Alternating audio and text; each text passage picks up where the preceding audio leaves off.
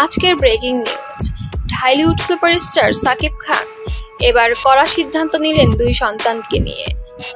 সাকিব অপু দম্পতি আব্রাহাম খান জয় এবং সাকিব বুবলি দম্পতির শেহজাদ খান বীর, এই দুই সন্তানকে নিয়ে যেন এবার শক্ত সিদ্ধান্ত নিতেই হলো সাকিব খানকে।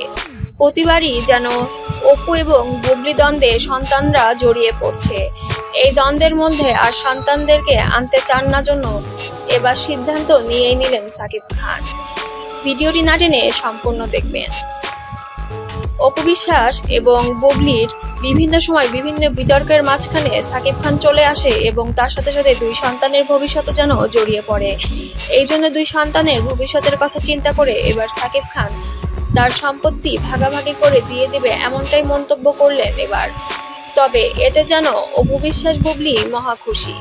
তবে অপু চেয়েছিল যে তার সবকিছুই যেন জয় পায়, কিন্তু বীরও তার সন্তান, দুই সন্তানকে দুই চোখে দেখতে চান না সাকিব খান।